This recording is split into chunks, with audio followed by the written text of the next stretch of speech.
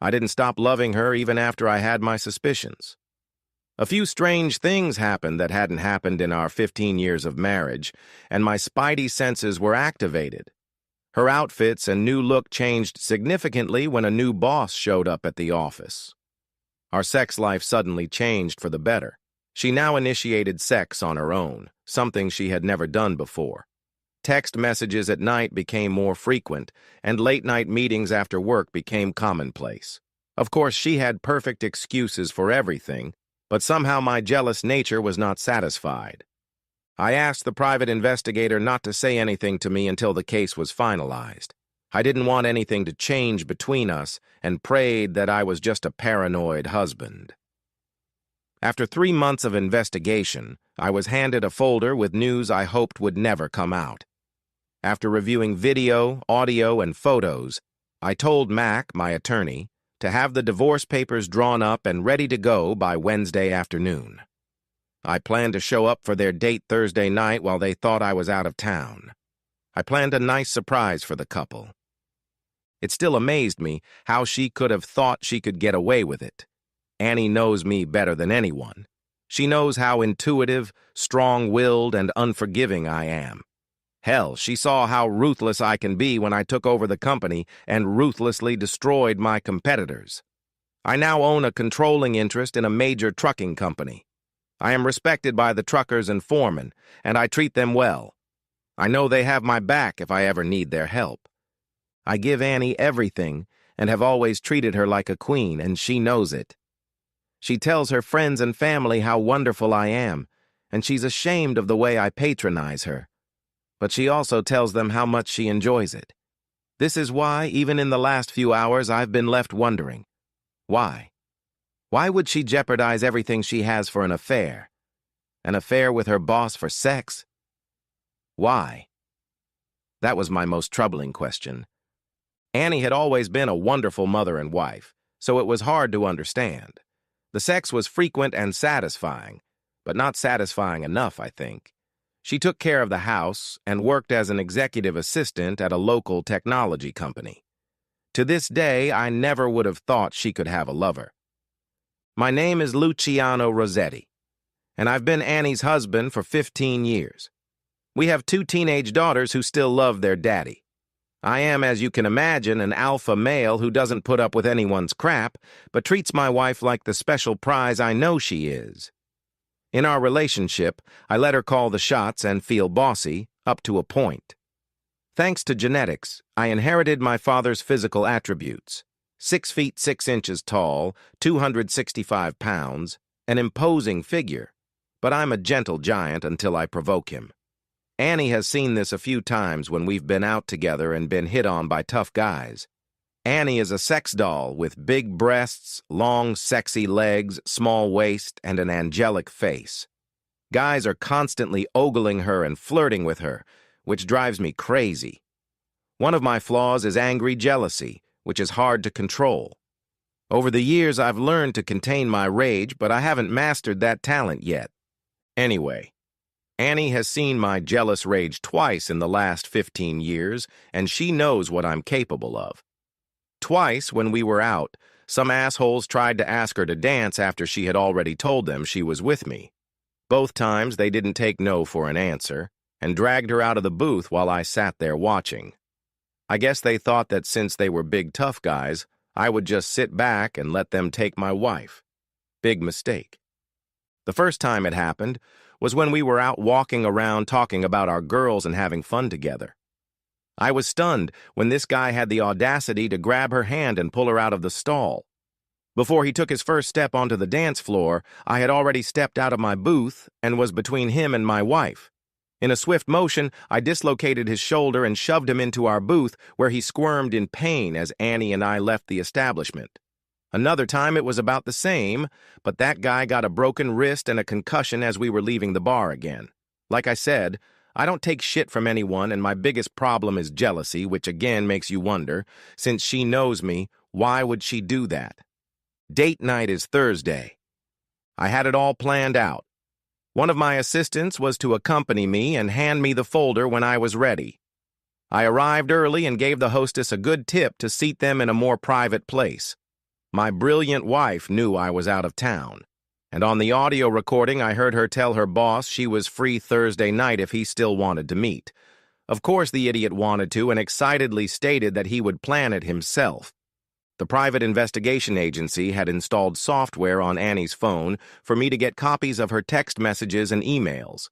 The app also had a function to record any audio and upload it to a private server. That Monday, I received a copy of the text message he had sent Annie, which included the time he would pick her up, the restaurant where they had made reservations, and a request to dress sexy for him. I spit with anger after reading that, and the way my soon-to-be ex-wife was behaving, and the fact that this guy had the nerve to take my wife out of my house. My plan was actually simple. Let the lovers settle down after the first drink, and then suddenly appear. At that point, I would begin my introduction, which would end with a little threat and a surprise delivery of divorce papers. My anger and thirst for revenge grew. I knew deep down that Annie would not want a divorce because she truly loved me and the children. I knew that what I was about to do would crush her and change her life forever. But I didn't care, and I just wanted her to feel some of the pain she had caused me. Some will say I should have forgiven and let it go for the sake of the kids and our 15-year marriage. After all, it was just sex. Did I mention I was an immature, jealous alpha male? No way in hell would I allow another man to enter my wife and then keep her as his love partner. As much as I loved her and as much as it hurt, I knew I could never again look at her or touch her the way I used to. I had my eyes and my cover ready to warn me at the right moment. So on Thursday night, after receiving a text that the loving couple was seated and served drinks, I was ready to meet them face to face. Getting out of the car, I entered the restaurant, smiled at the hostess, took a deep breath, and, with fury in my voice, proceeded to execute my plan. A loving couple was sitting at a table, and my heart squeezed when I noticed that my beautiful wife was wearing a sexy cocktail dress and her perfect breasts were on display. This made me very angry, as she had never dressed like that for me. Why? Why is she doing this to me? I couldn't understand it. It didn't make any sense, and it was driving me crazy. She obviously wanted to be his spectacle tonight and look sexy for her boyfriend, and it was driving me crazy. I approached them from the side and snuck over to their table without them knowing because they were so romantically focused on each other. How cute. It wasn't until I pulled a chair over to a neighboring table that they noticed my movement. The look on Annie's face was priceless. Her face was a combination of shock, fear, and guilt that I had never seen before. Her companion had no idea what was going on, nor did he realize I was her husband. He just looked at me with an annoyed expression on his stupid face. And so it began. "Hi, Annie. Are you two having a fun date night?" I asked with a wide smile. "Honey, what are you doing here? I thought you were out of town tonight. My boss Jeremy invited me to dinner to discuss some changes in the organization. Please join us. Jeremy, this is my husband Luciano," she said in a loving and calm voice. Man, she was smooth.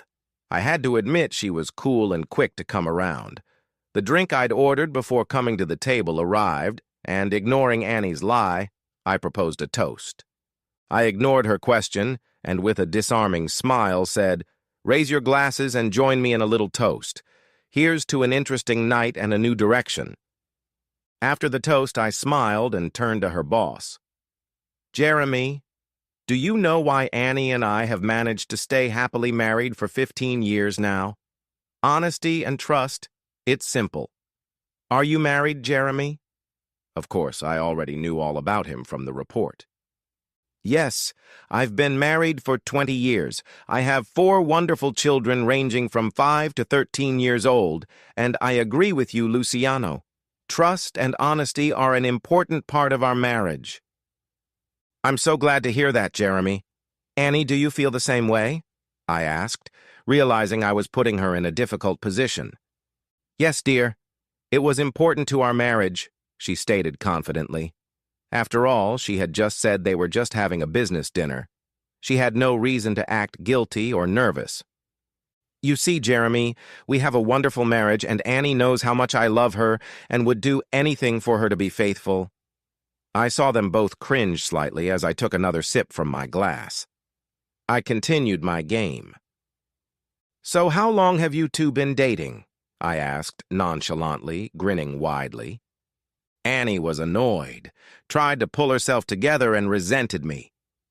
"Honey, this is a business meeting and you're embarrassing me in front of my boss. Please stop acting jealous. You know me better than that." Taking a cue from Annie, her date took the opportunity to put me in my place as well. "Yes, Luciano, it's just a business dinner. I needed to discuss some changes I'm going to make, and I needed to meet with Annie tonight. I'm sorry if you've got it all wrong, my friend. I would never overstep the boundaries of my professional relationship, especially with a married woman." I tried to look apologetic and said, "Oh, I'm sorry, so you've never gone on a date with my wife and this is just a business dinner?" "That's right, Luciano. There is nothing between us, my friend." "Annie, is that true? Just a business meeting and you've never been with him or on a date before?" I asked the question that was going to determine our future: honesty or lies? Which to choose? Unfortunately, I had already anticipated the answer before she spoke. "Business meetings only, darling. I would never date another man, especially my own boss. Now please stop acting childish." "I'm sorry, Jeremy. My husband is a little jealous, but he knows how much I love him." I lowered my head, feigning submission, and said, "Please forgive me, I do get a little jealous. I mean, seeing you in that sexy dress with that handsome man, I hope you can understand me." Jeremy patted me on the back, clearly pleased that I was fooled, and said, "Luciano, there's no need to apologize. If my wife looked that good and was walking around with a strange man, I don't know what I'd do." Everyone relaxed, and I raised my hand to the man watching us from the bar. He understood my signal and walked over to the table. Everyone looked at him as he handed me a thick folder, turned, and walked away. I saw Annie and Jeremy cast a questioning look at each other as I opened the folder and started laying the pictures on the table. Before I put the first picture on the table, I turned to Annie and said in a quiet, sad voice, "Annie, you know that I loved you with all my heart and would have given you the whole world. You took my love and all the years of our marriage and threw it all away. You hurt me deeply, and I can never get over those videotapes and the things you said about me on them. I will never be able to get them out of my head for the rest of my life. Thank you for that." The first 8 by 10-inch photo I put down was a picture of Annie kneeling. Next was a picture of him sleeping with her, and then several pictures of them having sex in different positions. Annie gasped and put her hands to her mouth. Jeremy was furious and wanted to know where I got the pictures, and I just told him to shut up. After laying out the pictures, I started looking at them and commenting on each one. I said things like, "Annie, you look so sexy," and "You look really happy in this picture. Did you like it?" Annie was now openly sobbing and begging me to stop. Other tables were looking in our direction, and I was trying to turn the volume down so as not to disturb the entire restaurant. Annie realized how bad this looked, and she only had one option. "I'm sorry, babe. Can we just leave, and I'll explain what happened? It's really not what it looks like." I looked at her with an amused expression on my face and very slowly asked, "Things aren't what they seem. Are you going to keep lying to me, slut? Before you do, you both should know that I have hours of video recordings, audio recordings, text messages, emails, and pictures. Annie, I have to say that after watching these videos, I never thought you could be this promiscuous. You never shared this side of yourself with me, and it hurts. I have spent a fortune in the last 3 months to get this information, and it's all legal. So believe me, I understand." Putting the documents away, he said, "Now let me explain why I'm here, and what's going to happen tonight." I handed Annie the divorce papers and said, "Annie, it's over between us. You and your boyfriend have destroyed our marriage and my love for you. You have hurt me like I have never been hurt before, and I will never be with you again.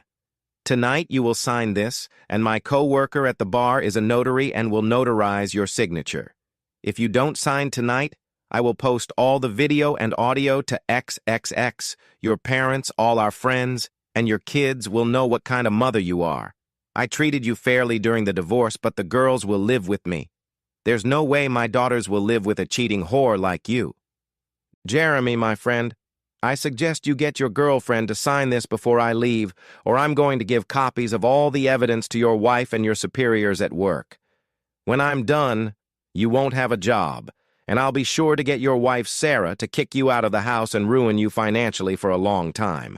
I don't want to do any of that, so just convince her to sign the divorce papers, and then my soon-to-be ex-wife will be at your disposal. I want nothing to do with that whore ever again. Those words cut her to the heart. The thought of losing her daughters was something else she couldn't face. Tears streamed down her face, and her boyfriend looked panicked.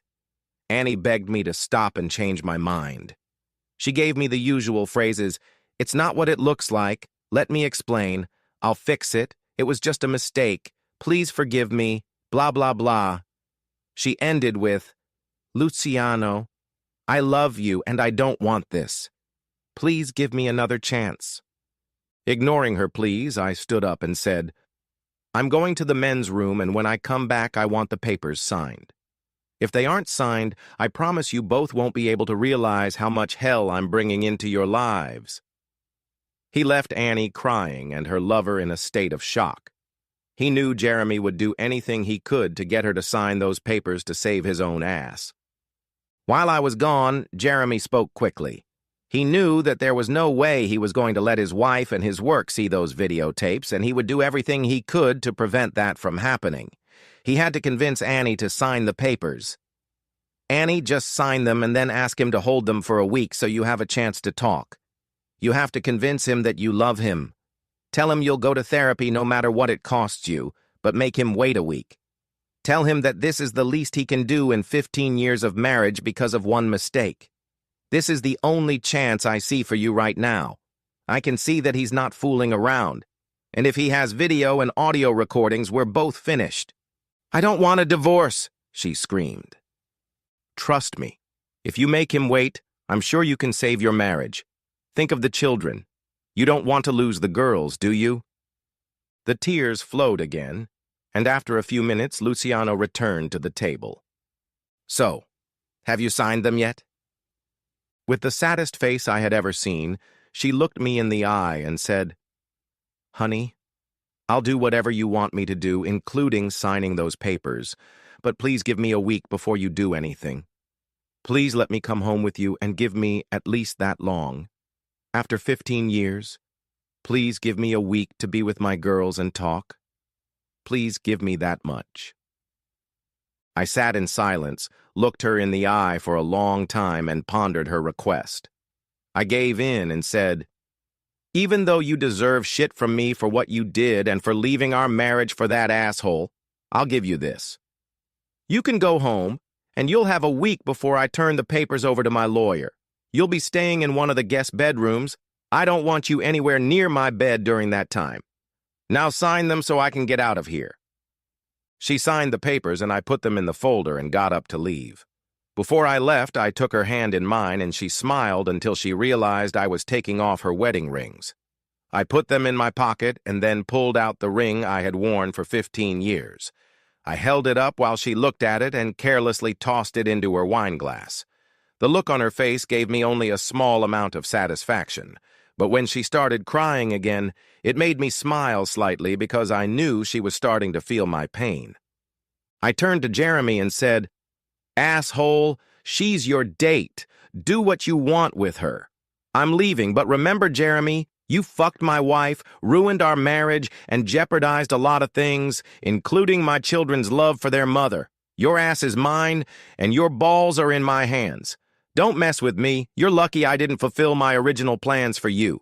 It's not over between us yet, asswipe. You'll find out about me soon enough. Got it?" Jeremy nodded silently as I towered over him. "Looks like I ruined their plans for the evening. I wonder if they'd still want to have sex after I left." As I started to leave, Annie grabbed my hand and said, "Luciano, can I go home with you? I just want to be with you, please." I yanked my hands away as if a hot iron had touched them and said, "Fuck you. I don't want to be seen with a whore. Today you are his whore. I'll see you after he's done sleeping with you tonight or tomorrow. It makes no difference to me. You have a week. You disgust me. I'm ashamed that I was your husband." Okay. Yes, I was an asshole, but I didn't care. I felt like I kept my jealousy and anger in check. I was proud of myself for being able to suppress all the rage that had built up. I gave her a week. We'll see what happens. The next morning, I heard her come home about an hour later that evening, and to her credit, she headed straight for the guest room. She realized there was no way I was going to have a quiet conversation with her that evening. We met the next morning in the kitchen when I went downstairs for coffee. I was still determined to get revenge and still playing the man. I said, "Good morning, whore. How's my whore wife doing today?" She crinkled her nose, looked into her coffee, and said exactly the words that every cheating wife caught cheating and wanting to save her marriage says. "Honey, we need to talk." "Look, we have nothing to talk about, Annie. I know what you did. I know how long you've been doing it. I know everything you told him about me and our marriage. I've seen you do things to him that you never did to me. I've seen you dress up for him. I know he's bigger and better. I've heard it hundreds of times in your videos. You lied, covered up, cheated, and took me for a fool. I can't believe you were that stupid. If I missed something, then we can talk. Otherwise, I have nothing to say. I'm the fool, not you. I don't know why I let this happen. You've given me everything I've ever wanted, and I love you despite what you heard in those videos. You should know that I never meant to hurt you, and I never wanted you to find out," she said with tears rolling down her face. "That's exactly my problem, Annie. You never wanted me to find out. You wanted to keep it a secret and continue to lie and have fun with your lover behind my back. That's the real problem, Annie. I can forgive infidelity. Hell, we're all human and make mistakes. But this wasn't a mistake. You wanted it, and you wanted to keep it a secret by continuing to lie, cheat, and hide your relationship. I love you, Annie, but as Tina Turner says, what does love have to do with it? My trust is gone, and I wonder if I really knew you. How many other men were there? How many times did you sleep with your lover and come back to my bed? I'm so disgusted I can barely speak." Sobbing, she realized how I felt and realized what she had done. She didn't make excuses, but admitted her guilt. "Okay, it's my fault and I hate myself. There was no one else. And no matter what I say, I know you can't forgive me for what I did. But I don't want a divorce. I will do whatever you want me to do to stay with you. I think I need counseling, and maybe we can go together to find out what's wrong with me. Please don't leave me." I was quiet for a moment and said, "Annie, you can go to counseling and figure out what you need, and I will support you. But I can't live with a woman who can leave me so frivolously. Your actions and words have told me your true feelings, and I don't see a way to live with a man who treats me this way. I know there are other women who would be more than happy to be with me. You had your chance and you freely blew it. Enjoy your week here with the girls. Try to explain why you're leaving. I won't belittle you, but you need to tell them you are leaving and why. In the divorce agreement, I gave you full access to the girls anytime you want. But they will live with me. If you continue to be promiscuous and set a bad example for the girls, I will make your visits much more difficult. Look, I'll treat you better than you deserve and help keep your relationship with the girls intact. But I have 2 questions I'd like answered. Listen to my questions and think before you answer. My first question is, why? Why did you risk everything for this? My second question is, was it worth it? I called Jeremy the following Monday and asked him to meet me for lunch on Wednesday. After convincing him how reasonable it would be to meet with me, I explained to Jeremy how upset I was that he had ruined my marriage and how close he was to being taken out. I then explained that I had a better plan for him. During lunch, I explained how many people had been hurt because he seduced a married woman. I explained that I expected him to make amends. He was going to pay Annie's rent on the apartment and car for the next 3 years. I felt he should feel pain for his actions. I explained how it would work. I'll send you the payment information so you can set up automatic payments. This is your punishment, and trust me, you'll get off easy. Even though I'm done with my whore wife, I still love her and want her to be taken care of. Since you are the one at fault, you will honor my demands. This agreement will help Annie get back on her feet after I kick her out. I don't care how you do it, but if you don't fulfill this condition, I'll make sure you lose your job and that Sarah finds out about your infidelity. As an added benefit, you'll stay alive, all because you had to seduce a married woman. Assholes like you need to realize that you will be held accountable for your actions. Why don't you go after single girls instead of destroying families? That was a really shitty thing to do, Jeremy. Epilogue. I treated Annie well, letting her visit the kids and supporting their relationship. We remained friendly, but she never returned my respect or trust. Jeremy was making monthly payments and had my threat hanging over his head. Annie was never able to explain or answer these questions in a way that made me satisfied. She made it clear that her deception and lies were not worth it, and regretted doing it, but couldn't explain why. Now she lives alone, without a boyfriend, and without the love she once had. I could have destroyed her, but losing her family and my love was revenge enough. Even after counseling with a psychologist, she still couldn't find an answer to the why question. The best she could come up with was, I don't know why, it just happened. It had nothing to do with you or our marriage, because I really love you and was happy with our sex and our life together. But it was something new and exciting. I screwed up. I couldn't help myself. Annie, if you were happy, why would you dress up and wear sexy clothes for him? Why would you dress up like that and do things for him that you never did with me? Maybe if you had made that kind of effort with me, we wouldn't be in this position. It just happened is not an answer. You did it over and over again, and each time you dressed in a way that turned him on. But you tell me you love me. I hope someday you can tell me why. I think you owe it to all of us to do that. For us husbands and guys who have been cheated on, it seems like a mystery that can't be solved. Thanks to these two cheating relationships, I'm not sure I'll ever be able to trust or fully commit to another woman again. Sad, but true. Spouses should reflect on their actions and the consequences they inevitably entail. The path of destruction left behind is greater and more lasting than sexual gratification. Talk to your partner. Either share each other's needs or leave the relationship, but cheating is a painful act with long-term consequences.